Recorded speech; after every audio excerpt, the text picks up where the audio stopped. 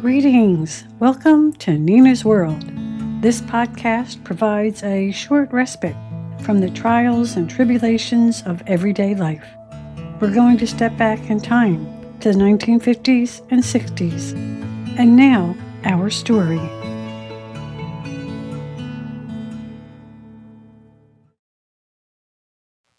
Nina learns about budgets. We have to keep track of expenses. There was a knock at the door. Nina opened it, but hid behind it. She heard a voice. "Milkman, milkman, good morning. I'm here to deliver your milk and collect what's owed." Nina's mom walked in from the kitchen with an envelope. Her mother took Nina's hand and led her around the door. "Good morning, Mr. Shapiro. How's your family? Thank you for the milk. How much do we owe you?" He handed her the bill, saying, "Everyone's fine, thank you." Then looking at Nina, "Good morning, Cupcake." Nina replied somewhat indignantly, "I'm not a cupcake. I'm a little girl." The milkman laughed as he pulled the quarts of milk from the metal carrier and handed one to Nina and the other to Nina's mom. "Does this little girl have a name?" "My name is Nina." "Well, Miss Nina, I'm happy to meet you."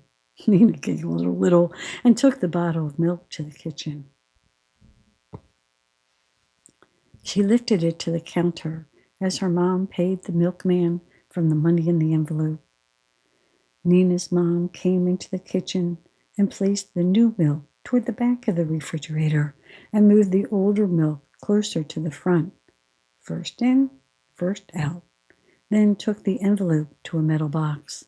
Nina had seen the metal box before, but she wasn't sure what was inside, so Nina, being Nina and Nina being curious, followed her mom and sat next to her at the dining room table.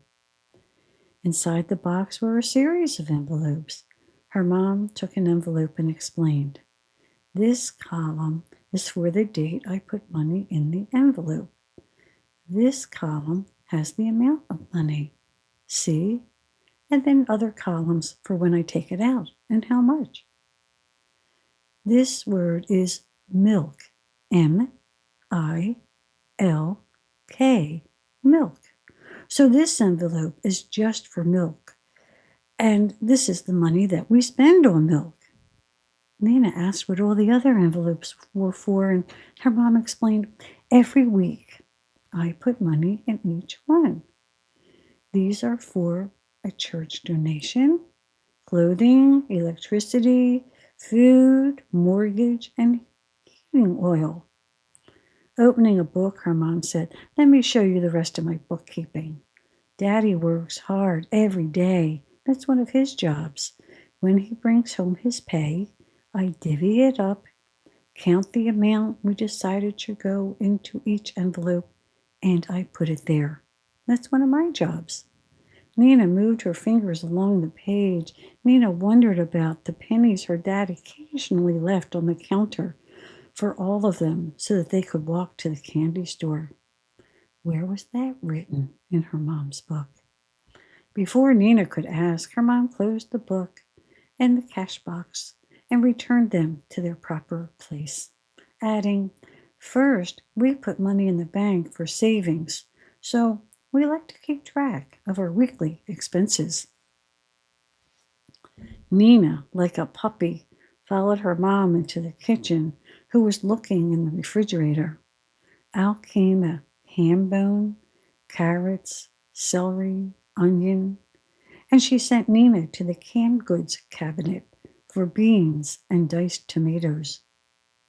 The large pot appeared, water at it, and placed on the stove to come to a simmer. Nina knew what that meant. Soup would be on the menu at dinner, but not a can of Campbell's, even if it was supposedly good. Homemade soup was best, and her mom made the best homemade soup. She said to her mom, "It must be heaven help us night." Yeah. On Thursdays, all the leftovers that could be used were used with other items added to make a meal. Heaven help us. What are we going to have for dinner tonight?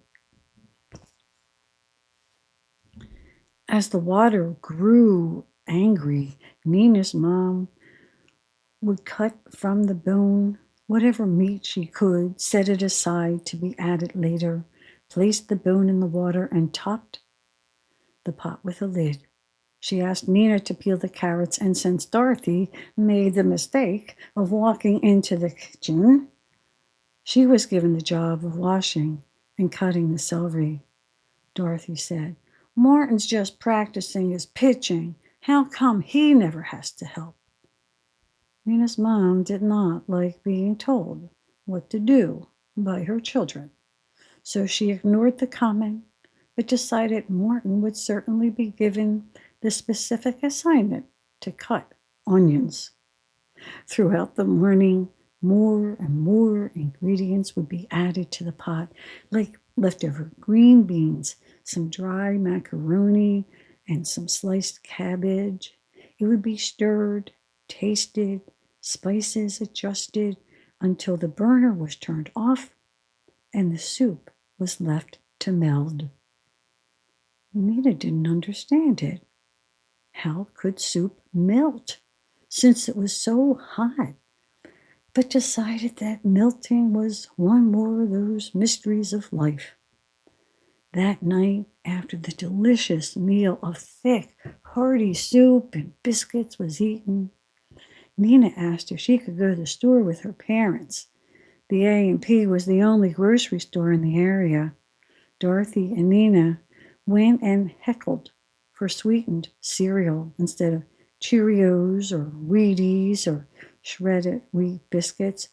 Her mother said no, not this time, but, hesitantly added a box with Tony the Tiger on the cover. As their dad went to the meat counter, their mom stood in the cookie aisle, counting the number of cookies in the Ann Page oatmeal raisin, chocolate, or lemon sandwich cookie packages. Nina's mom explained to the girls that she counted the cookies and then divided by the number of school lunches that would be made.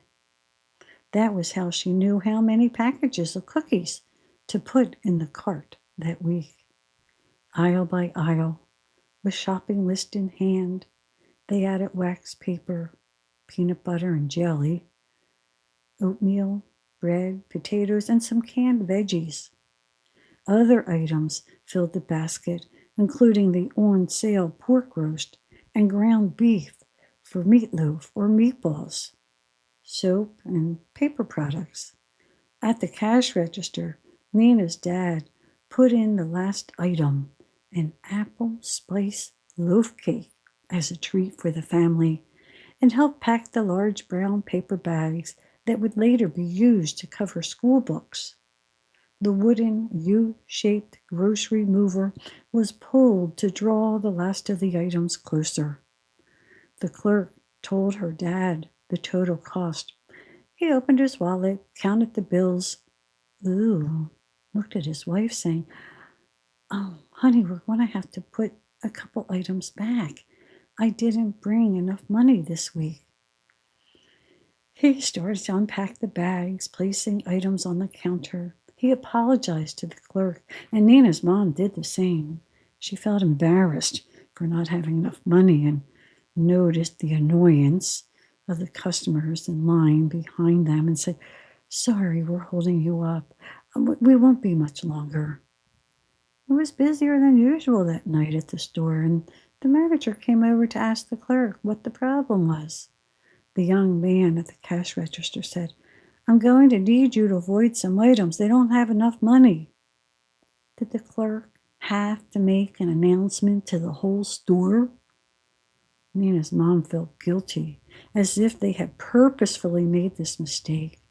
Dorothy and Nina remained quiet, bewildered, just watching the grown-ups. The store manager recognized Nina's parents because they shopped there every week. He called an employee to the front of the store and had her open another register. The manager asked the clerk for the total, then turned to Nina's dad. I see you here every week. Thanks for shopping with us. Please don't be embarrassed. Mistakes like this happen every day. Believe me, it's nothing new. Well, Nina's dad apologized anyway. And, well, Nina's mom selected items as the manager took over the cash register. She said, we can do without the paper towels and detergent until next week. And here, take this box of cereal, too. The girls looked at each other but said nothing. The manager pushed the keys and pulled a handle as each item was removed. He told them the total, and Nina's dad gave him the bills from his wallet with a few still left over. Change was given, and as the men repacked the bags, the manager slipped the Frosted Flakes in one of the bags. He winked at Nina's dad and said in a whisper, "My treat, and thanks for shopping at the A&P." On the way home, Nina's mom and dad thanked the girls for their patience. Nina's mom saying, I felt so embarrassed. Her dad replying, the manager said it happens all the time. He wasn't upset, so you don't have to be either. But we'll both be more careful in the future. Let's give the girls a little surprise when we get home. Nina hadn't been paying much attention until she heard those words. What could the surprise be? Cookies? A slice of cake? After the groceries were put away, Nina's dad settled in a chair, book in hand, a small glass of Schlitz on a side table. He knew why Dorothy and Nina were hanging around. He replaced the piece of toilet paper that he used as a bookmark, stood up, and dug into his pocket. A few coins were in his hand, and he gave each of the girls 2 pennies. 2 pennies? 2 pennies? A treasure, a bounty, a sum worthy of kings. After thanking their dad, he told them one of those pennies was from their mom, so they thanked their mom too. Dorothy went dancing into the dining room to show off. But Nina looked at the 2 pennies and decided she would put herself on a budget by hiding one of the pennies in a sock. And tomorrow she would buy the most candy she could with the other. The end. Thank you for visiting with us today. If you like what you heard, please subscribe to this podcast and share it with everyone you know. Return next week for another story from Nina's World. This story was written and read by Christine McKee, with gratitude to Dr. Ethel Ratkin of Bucks County Community College for editorial consultation and encouragement. Additional heartfelt support from family, friends, and members of my writing groups. Technical support was provided by Mr. Dan Tarrant of Personally Catholic. Sound engineering by Mr. Andrew Kimlock of AK Productions. May you embrace peace in your heart, in your home, and in your world.